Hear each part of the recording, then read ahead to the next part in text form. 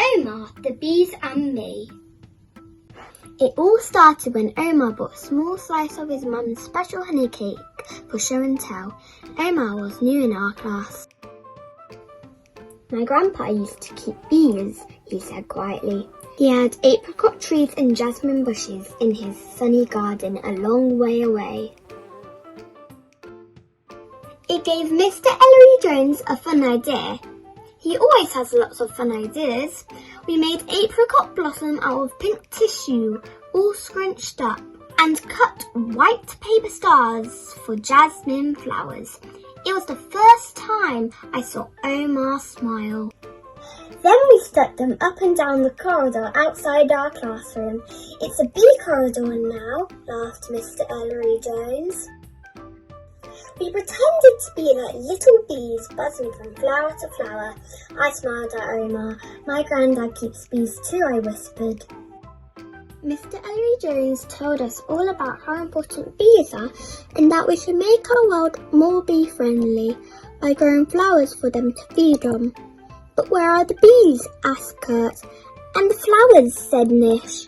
Sometimes it's only the queen bee that stays alive over winter, said Mr. Ellery Jones.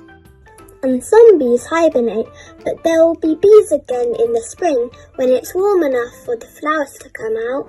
At playtime, I sat by the bins in the corner of the playground, watching the lorries on the road and the noisy building site. Everything was grey. It gave me, my name is Maisie by the way, an idea. We should make a real bee corridor, I said, all the way from our school to the park next to my granddad's garden. He's got a beehive. Mr. Ellery Jones agreed it was a great idea. The next day, we chose some wildflower seeds, the kinds that bees love. Sylvie helped Mr. Ellery Jones to fill out the order.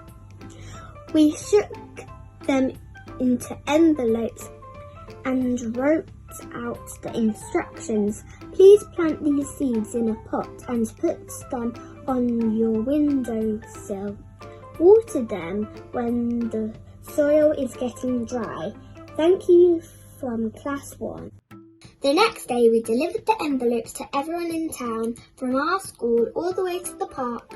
We did a lot of walking, but some grown-ups came to help out, and Mr. Ellery Jones's husband bought snacks.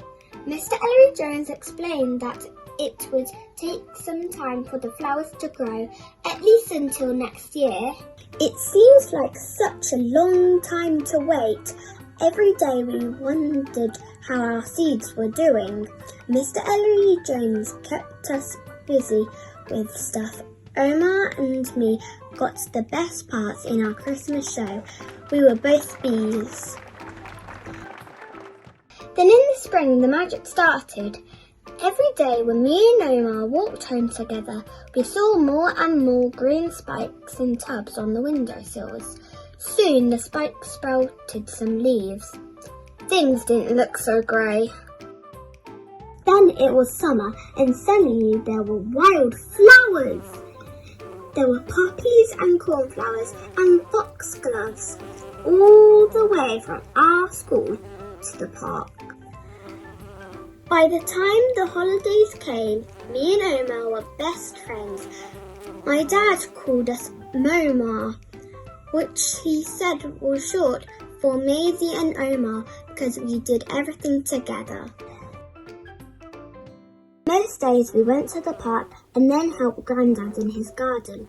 All his flowers seemed to fizz while the bees buzzed in and out of them. I just can't believe how many bees there are this year, said Grandad. That's because of Omar, I said, and Mr. Ellery Jones. And the bee corridor, said Omar. And we both started to buzz like bees, which made Grandad laugh.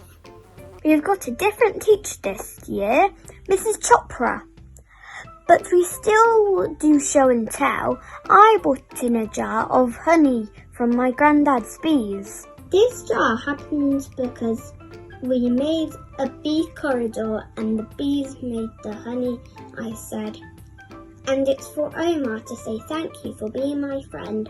Omar smiled, the biggest smile I've ever seen, and the next day there was a whole honey cake from Omar's mum for all of the class to share.